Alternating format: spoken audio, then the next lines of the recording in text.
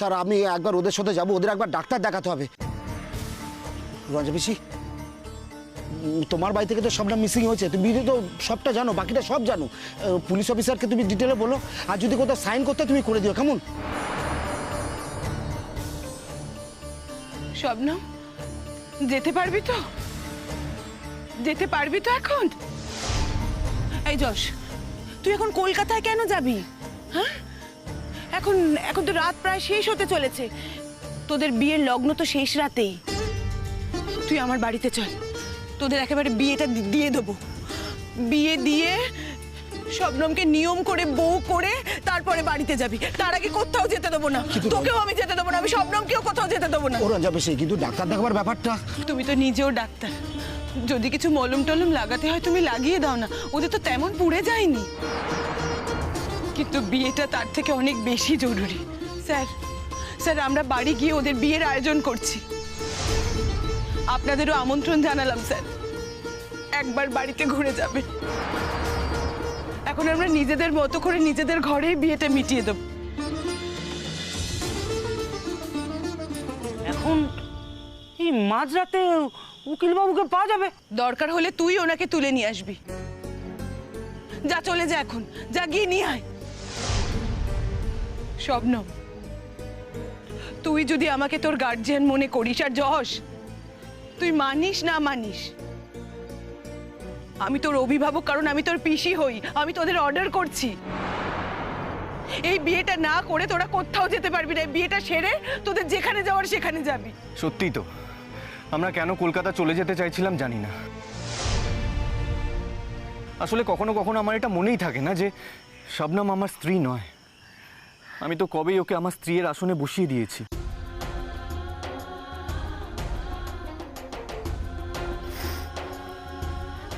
রোহিণী দি কেমন আছে? স্টেবল, এখন সুস্থ আছে ও। আর ওর জন্য এখন আমাদের বিয়েটা থেমে থাকবে না, আমাদের বিয়েটা আটকে যাবে না। এখন আমাদেরকে এখন তাড়াতাড়ি সব সেরে ফেলতে হবে। এই পেন্ডিং কাজটা এখনই আমাদেরকে কমপ্লিট করতে হবে, যে করেই হোক। আপনাকে সব ব্যাপারে সাহায্য করবো স্যার, আপনি যা বলবেন তাই শুনবো। শুধু আজকের রাতটা আমাদের এই বড় কাজটা মিটিয়ে ফেলতে দিন স্যার। আজকের রাতে আপনি একটু আমাদের বাড়িতে পায়ের ধুলো দিন। ঠিক আছে ঠিক আছে, আপনি একদম ভাববেন না, আপনারা এগুন, আমি এগুলোকে লক আপ করে আসছি। হ্যাঁ স্যার, আপনারা এলে আমরা খুব খুশি হব।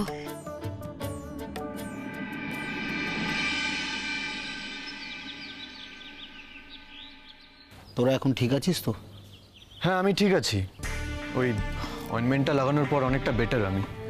তোমরা বরং ওকে দেখো, সাংঘাতিক স্ট্রেস গেছে কালকে ওর উপর দিয়ে, ওকেই আগে দেখা উচিত। আমি ঠিক আছি, আমাকে দেখার কিছু নেই। দেখো, এসব তো আর আমার জীবনে নতুন কিছু নয়। শবনম খাতুনের জন্ম থেকেই এসব সহ্য করে আসছে।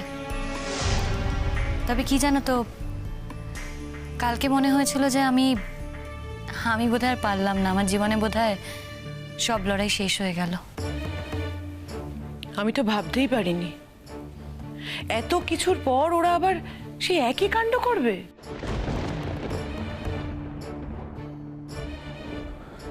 অন্যায় করলো তবু স্বীকার করলো না, ভাবলো পার পেয়ে যাবে। পার পাওয়া কি এত সহজ হলো? তবে কি জানো তো, একটাই স্যাটিসফ্যাকশন, ওরা নিশ্চয়ই আমার আব্বুর সাথে যোগাযোগ করেছিল, কিন্তু আমার আব্বু ওদের ফাঁদে পা দেয়নি। আর যাই হোক, একজনকে তো মূল স্রোতে ফেরাতে পেরেছি, আর সেই মানুষটা আর কেউ নয়, আমার আব্বু। আর আজ সেটা ভেবেই আমার শান্তি। কাল তালেগোলে তোরা যখন চলে যাচ্ছিলিস তখন আমার মনে হয়েছিল আর না, আর না, অনেক হয়েছে। কলকাতায় গিয়ে আবার কি পরিস্থিতি হবে না হবে আর কোনো সুযোগ দেব না। এখান থেকেই বিয়েটা দিয়ে দেবো, বিয়েটা দিয়ে তোদের ওই বাড়িতে পাঠাবো। একদিকে ভালোই হয়েছে জানো তো রঞ্জা পিসি, কাল রাতে রেজিস্টার আসেনি। আজকে বিয়েটাতে আমরা সারাক্ষণ খুব মজা করব, হই হুল্লোড় করব।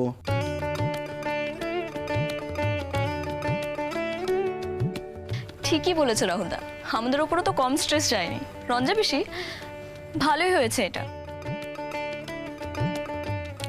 কালকে তো বিয়ের পর ওদের ফিরে যেতেই হবে। এতদিন তো বিয়ে না করে দুজনে আলাদাভাবে থেকে অনেক লড়াই লড়েছে। সেই জন্যই তো আমি চাইলাম বিয়েটা করে ওরা একসঙ্গে লড়াইটা করুক, একসঙ্গে থাকুক অন্তত। মা ছাড়া তো বাড়ির সবাই রাজিই ছিল। ইনফ্যাক্ট সেদিন তো সবাই আসছিল এখানে, হঠাৎ করে ক্যান্সেল হয়ে গেল বলে আর আসতে পারলো না। আজকে যখন সবকিছু ঠিক হয়ে গেছে, আবার আগের মতন সবকিছু হচ্ছে, তাহলে বাড়িতে একবার ফোন করে দেবো। যশ, তোর শুনতে হয়তো খারাপ লাগবে, কিন্তু এই প্রথম আমি তোর বাড়ির বিরুদ্ধে তোকে কথা বলছি, তোর ইচ্ছের বিরুদ্ধে আমি কথা বলছি। আমি বলছি যশ, তোর বাড়িতে খবরটা দিস না যশ। বুঝতে পারলি না? তুই এখনো বুঝতে পারলি না কেন? দেখো রঞ্জা পিসি, ওরও কিন্তু একটা ইচ্ছের ব্যাপার আছে।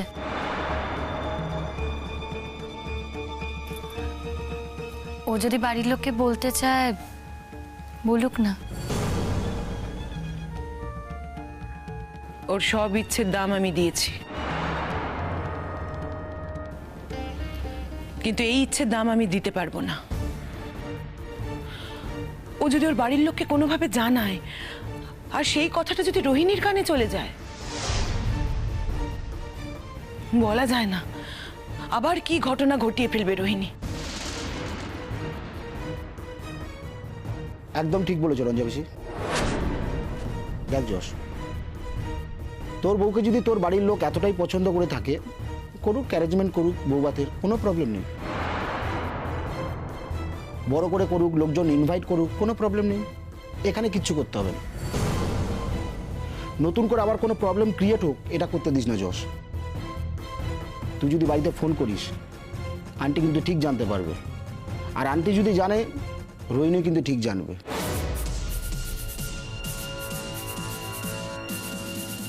আর আমার কাছে খবর আছে রোহিণী এখন কিন্তু সুস্থ, হাঁটাচলা করছে, কথাবার্তা বলছে, কিচ্ছু হয়নি।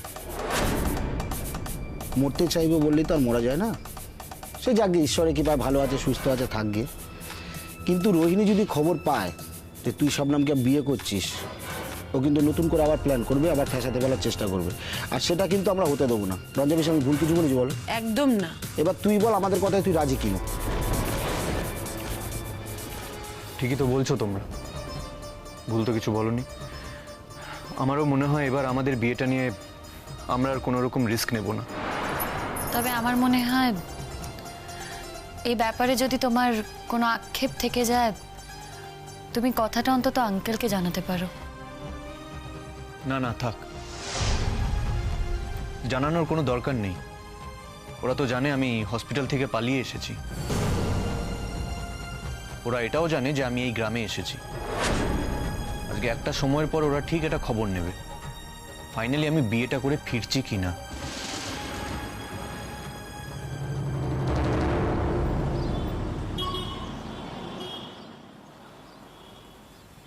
কি মা, এখন কেমন আছো?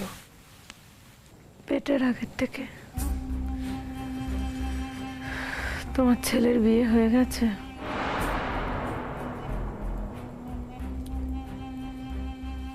না, ঠিক সময়ে চলে গিয়েছিল, পেরিয়ে গিয়েছিল। কিন্তু মাঝরাত থেকে তোকে খুঁজে পাওয়া যাচ্ছে না। আমি একটু ঘোরের মধ্যে ছিলাম। ভোর রাতের দিকে ঘোরটা কাটতে আমি যশকে খুঁজেছিলাম, কিন্তু এখানে সবাই বললো ওকে পাওয়া যাচ্ছে না, ওনাকে চলে গেছে। আমার বাপিও এসছিল, বাপিও একই কথা বললো যে পুলিশের চোখে ফাঁকি দিয়ে যশ চলে গেছে। কি বলবো বলো, তোমার বাপির কাছে না আমার বলার কোনো মুখ নেই। সে মুখ আমার ছেলে রাখেনি। এখন যদি পুলিশ ওকে ধরে দিয়ে ওকে শাস্তি দেয়, আমি কি করব বলো তো? অনেক সাবধান করেছিলাম আমি, আর আমার কিছু করার নেই। এখন ভয় পালিয়ে গেলে কি হবে? পুলিশকে কেউ ছেড়ে দেবে? পুলিশের ভয়ে ফাঁকি দিয়ে চলে গেছে নাকি ও বিয়ে করতে পালিয়ে গেছে সেটা তো তোমরা কেউ জানো না আন্টি।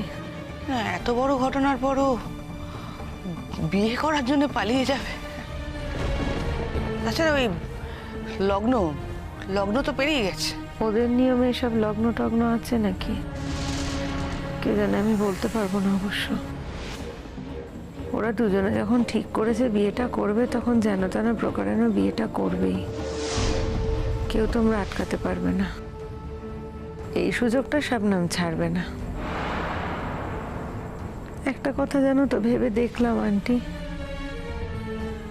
মরে গেলেই ভালো হতো। এমন ভাবে ঠকেছি জীবনে, আমার বেঁচে থাকার আর কোনো ইচ্ছেটাই নেই। মরে গেলেই সত্যি ভালো হতো। এমন কথা বলে না মা।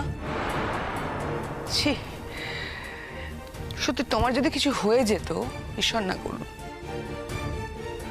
আমার ছেলেকে আজকে জেলের ঘানিটা আনতে হতো। কিন্তু যশ, বেটার হবে তুই আজকে কারোর ফোন অ্যাটেন্ড করিস না, আমরাও করব না। রঞ্জা পিসির বাড়ির ফোন যদি বাজে, তাহলে রঞ্জা পিসিও এন্টারটেন করবে না। আমি তো বললাম কথাটা, আমি ফোনটা ধরবো? কখনো ধরবো না। বিয়েটা আগে হয়ে যাক। হ্যাঁ, ফোনটা ধরবো বিয়েটা হয়ে গেলে। বিয়েটা হয়ে যাবার পর মাসিকে ফোন করে জানিয়ে দেব, মাসি তোমার নাতি আর নাতবউ রওনা হলো, ব্যাস, আর কিচ্ছু না। কিন্তু রঞ্জা পিসি, তুমি কিন্তু বেশি বাড়াবাড়ি করো না। কালকে অনেক আয়োজন করেছিলে, যা আয়োজন করার হয়ে গেছে আর না। সবাই খাওয়া দাওয়া করে গেছে না, মানে বেশিরভাগ লোকই খাওয়া দাওয়া করে গেছে। যারা খাওয়া দাওয়া করেনি তাদেরও আমি অনেকবার বলেছি, আজ তো শুধু অনুষ্ঠানটুকু হবে, পাড়ার লোক জয়েন করলে করবে, আর তা না হলে তোরা তো সবাই আছিস, বন্ধু বান্ধবরা। হ্যাঁ, পাড়ার লোক না এলেও অনুষ্ঠান হবে। অরঞ্জাপা, পাড়ার লোক তো এর মধ্যেই আমাকে সব জিজ্ঞেস করতে শুরু করে দিয়েছে। তোকে জিজ্ঞেস করেছে? খালি তোকে জিজ্ঞেস করে কেন রে? কই আমাকে তো জিজ্ঞেস করার সাহস পায় না। ও, তুমি বাইরে বেরো না তাই তোমায় জিজ্ঞেস করেনি, আমি বেরিয়েছিলাম তাই আমায় জিজ্ঞেস করেছে। তুমি আমার দোকানে পাঠালে, আমি দোকানে গেলাম, তখনই তো আমায় সব জিজ্ঞেস করছে। আমিও বলে দিয়েছি আমাদের বাড়িতে আজকে বিয়ের অনুষ্ঠান আছে, নাচ গান হবে। হ্যাঁ, দেখো না সব এলো বলে ছেটিয়ে একদম।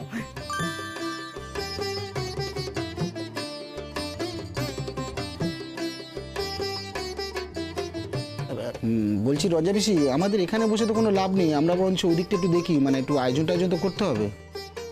হ্যাঁ হ্যাঁ হ্যাঁ, আর শোন না, বলছি যে আমরা সব কিছু আয়োজন করব, বুঝলি তো? দুজন যখন আছেই, বাসর জায়গা, নাচ গান সব কিছু হবে, তাই না বল?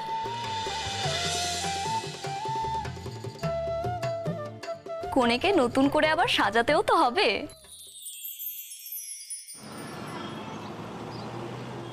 মানুষের যখন দেয়ালে পিঠ থেকে যায় না, সেই এক্সট্রিম পয়েন্টে গিয়ে সে শুধু নিজের কথা ছাড়া আর কিছু ভাবতে পারে না আন্টি।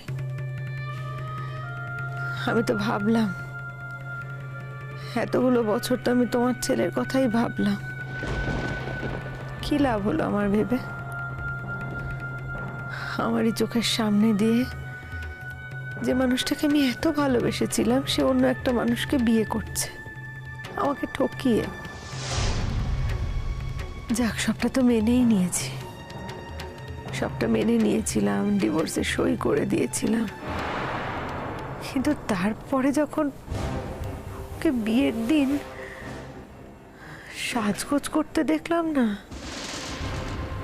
কি হাসি খুশি হয়ে সাজগোজ করে বিয়ে করতে যাচ্ছে, আমাকে চোখের সামনে দেখে একবারের জন্য বলল না যে রোহিণী থাক, একবারের জন্য বলল না আন্টি। আমি না সহ্য করতে পারিনি, আমি আর মেনে নিতে পারিনি গো, আমি আর সহ্য করতে পারিনি। আমার সত্যি সত্যি মনে হলো যে যশ আমাকে কোনোদিন ভালোবাসেনি। একটা দিনের জন্য যশ আমাকে ভালোবাসেনি আন্টি। তোমার ছেলে আমাকে একটা দিনের জন্য ভালোবাসেনি। রোহিণী, ও যদি কোনোদিন তোমাকে না ভালোবেসে থাকে, শাবনমকেও ভালোবাসতে পারবে না। ও চিরকালই তাই, ওর যখন যেটা দরকার তখন সেটা চাই। এক সময় তোমাকে দরকার ছিল, ভালোবেসেছিল, তোমার জন্য যা পেরেছে তাই করেছে। এখন শাবনম নামক খেলাটা ওর ভালো লাগছে। কি বলবো, এটা বুঝতে পারছে না ওই মেয়ের সাথেও কোনো দিনও থাকতে পারবে না। আমি কি করব এখানে বলো? আমি যখন ডিভোর্স দিয়েই দিয়েছি তখন আমার এসব ব্যাপারে তো মাথা ঘামানোর কোনো দরকার নেই। লক্ষ্মী শোনা মা আমার, তোমার বাপিকে একটু রিকোয়েস্ট করবে যেন থানা পুলিশ না করেন। দেখো, আমাদের বাড়িটাও তো জড়িয়ে যাবে, তাই না? তুমি তো জানো আমি তোমায় কত ভালোবাসি। আমার এ ব্যাপারে কিছু বলার নেই আন্টি। আমি যদি বাপিকে বলিও এ ব্যাপারে কোনো কথা বাপি শুনবেন বলে আমার মনে হয় না। তুমি নিজেকে একবার আমার বাপির জায়গায় প্লেস করিয়ে ভাবো তো, তোমার সন্তানের সঙ্গে যদি এরকম হতো তুমি কি করতে? আমার তো কোনো দোষ ছিল না আন্টি। আমি তো যশকে ভালোই বেসেছিলাম। তোমার ছেলে শুধুমাত্র শাবনমকে বিয়ে করবে বলে নিজের জীবন থেকে, ওই বাড়িটা থেকে আমাকে তাড়িয়ে দিয়েছে, লিটারালি তাড়িয়ে দিয়েছে আমাকে। কোনো বাবা মা এটা মেনে নিতে পারবে? আর আমি না এইভাবে বড় হইনি, আমাদের সোসাইটিতে না এটা চলে না। মানে একটা বিয়ে হলো, সেটা ভেঙে দিলাম এক কথায়, তারপর আবার একটা বিয়ে করে নিলাম। এই পরিবেশে আমি বড় হইনি, আমি নিজে ওই মানসিকতার মেয়ে নই। তাই পুরো ব্যাপারটা আমার বাবা মার কাছে, আমার গোটা ফ্যামিলির কাছে ভীষণ আনঅ্যাকসেপ্টেবল। তারা ডিপ্রেশনে ভুগছেন, ফ্রাস্ট্রেশন হচ্ছে, স্বাভাবিক তো। আমার বাপির এখন মনে হচ্ছে তার মেয়ের সঙ্গে যে এটা করেছে সে অপরাধী, তার শাস্তি হওয়া উচিত। কি বলবো আমি এখানে আমি জানি না। আমি পার্সোনালি তোমার কাছে রিকোয়েস্ট করতে এসেছি, আমার ছেলের হয়ে অফকোর্স। দেখো, যে আসল অপরাধী তাকে তো কিছু করা যাবে না, আইন সাপোর্ট করবে না। তুমি বলো, আমার ছেলেকে দিনের পর দিন ওই মেয়েটা উস্কায়নি? উস্কেছে তো? তোমার মনে হচ্ছে না যশ যতটা অপরাধী তার থেকে অনেক বেশি অপরাধী ওই শাবনম? শোনো আন্টি, তোমাকে আমি একটা কথা বলি। শাবনমও যেমন তোমার ছেলেকে দিনের পর দিন ধরে উস্কেছে, তেমনি তোমার ছেলেও কিন্তু পুরো বিষয়টা অ্যালাউ করেছে, প্রশ্রয় দিয়েছে। আমি তো বলবো তোমার ছেলেরই দোষ বেশি। শাবনমকে আমরা লিগালি কোনোদিনই কিছু করতে পারবো না, কিন্তু আমার বাপির তো তার জায়গা থেকে দাঁড়িয়ে মনে হতেই পারে তার একমাত্র মেয়ের সঙ্গে যে ছেলেটা এত অন্যায় করেছে সেই অপরাধীর শাস্তি হওয়া উচিত। তাকে শাস্তি দেওয়া উচিত যাতে আর কোনোদিন কোনো মেয়েকে এভাবে ঠকতে না হয়, আর এভাবে অত্যাচারিত হতে না হয়, এভাবে অপমানিত হতে না হয়। এ ব্যাপারে আমি কি বলবো বলো বাপিকে? আমার কথা তো বাপি শুনবে না। আজ আমি শবনমকে সাজাবো, কিন্তু এইভাবে এখানে বসে থাকলে তো চলবে না।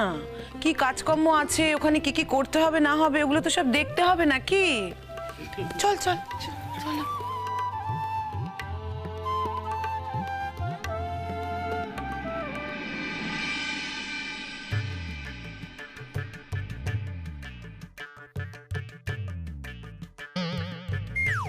এখানে দাঁড়িয়ে আছিস কেন? কাজকর্ম নেই? বর কোণে বসে দুটো কথা বলবে, সেটাও দিবি না? চল। বর কোনে? না, সে তো সন্ধ্যাবেলা হবে। আরে কালকে শবনম দিদি কি ঘটলো, তারপর ওখান থেকে কিভাবে বেরিয়ে এলো, মানে কি সাহস! আমি তো ওই গল্পগুলো শুনবো বলে ভাবছিলাম, এটাই ভাবছিলাম তুই এটাই করতে পারিস। কাজকর্ম নেই, করতে হবে তো, যা এক্ষুনি যা। আমি যখনই কিছু বলি না তোমার তাতেই অসুবিধে।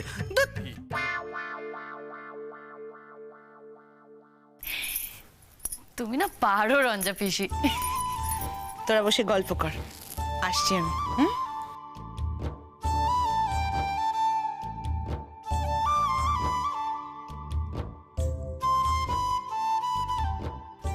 কাল যদি আমি আরেকটু পর পৌঁছতাম তাহলে কি হতো বলো তো? জীবনের খাতায় লেখা আছে তুমি কখনো দেরি করে আসতে না। আমার যখনই কোনো বিপদ হয় তুমি ঠিক সময় পৌঁছে যাও আর আমাকে বাঁচাও। তবে তুমি ওরকম অন্ধের মতো আগুনে ঝাঁপ দিলে। যদি বেরোতে না পারতে কি হতো বলো তো?